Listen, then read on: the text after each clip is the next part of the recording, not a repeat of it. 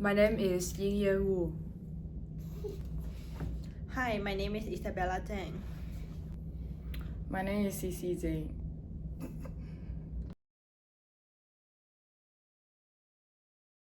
Have you tried their new mango flavor? Not yet, but I heard it's really good.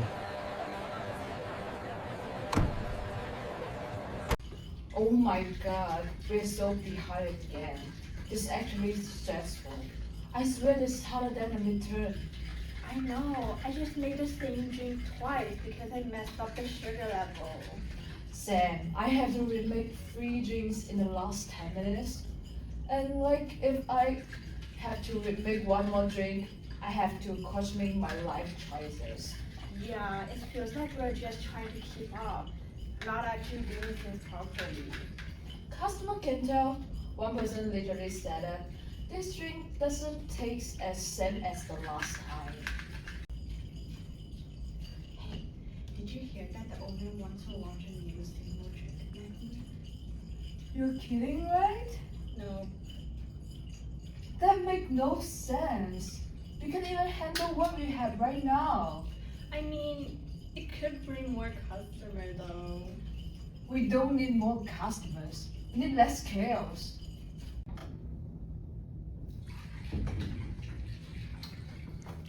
Okay, I can see things are pretty overwhelming right now. It's not just busy. That's too much. I agree. We've been getting complaints about wait time and drink quality. And yes, the owner is considering introducing a new drink. How about this? Let's have a meeting after the day's work and let's see what can we do. Sure. Okay. Let's pause for a second. Before we make any decision, I want to hear you guys' thoughts. I want to make sure we are communicating clearly and that everyone actually feels heard. Then I would say we should not launch it. I see. What makes you feel like that? Because we are already overloaded. It honestly feels like the management doesn't see what's happening here. That's not fair. They probably just want the business to do better. Yeah, but at what cost? We are the ones dealing with the pressure.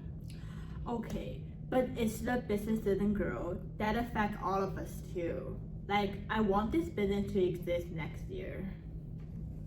Okay, I feel like I just walked into a debate competition. Both of you have valid points. Let me be clear, right now, we are not launching anything yet. First, we need to understand how would this actually affect our workflow. And I know things are stressful, but let's stay focused. I'm not going to make a decision that harms the team. You can trust that. So just be honest. What's really bothering you guys right now?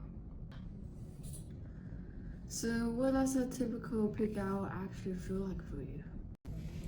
Honestly, it's chaos. Orders keep coming in, people are waiting, and we don't even have time to double check drinks. And I feel like I'm just trying to survive the shift, not actually do a good job. That's important because when people are just surviving, they stop caring about quality.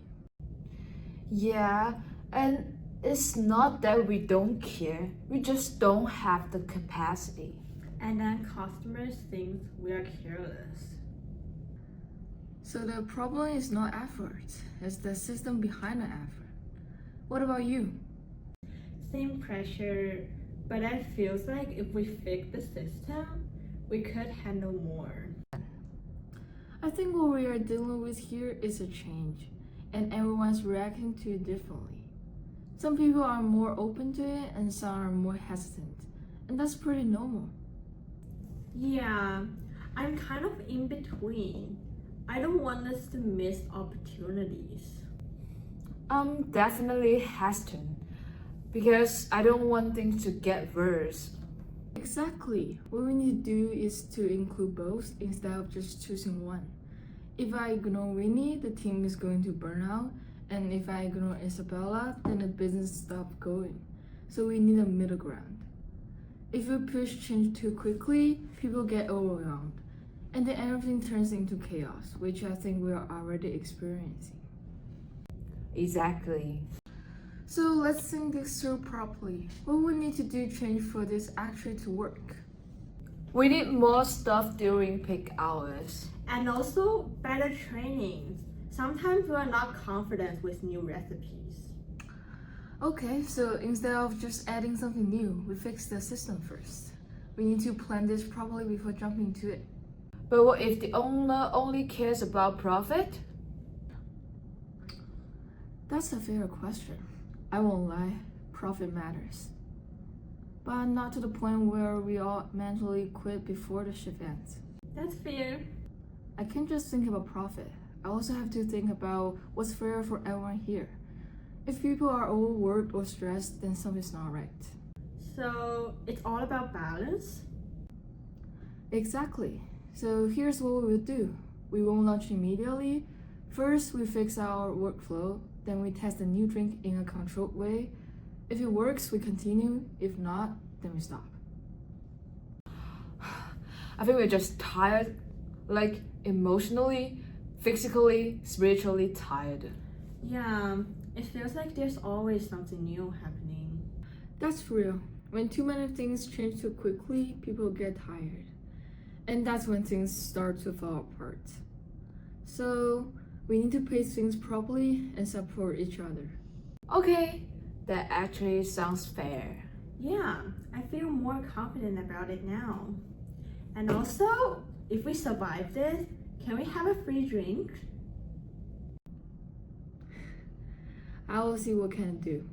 This kind of situation shows that leadership is not just about making a decision, it's about how we handle change, how we communicate, and how we treat people. Good leadership is not about having all the answers. It's about asking the right question, listening to your team, and making decisions that balance both the needs of the business and the well-being of the people. At the end of the day, a strong leader builds trust, and when people feel supported, and they are more willing to adapt, improve, and work together.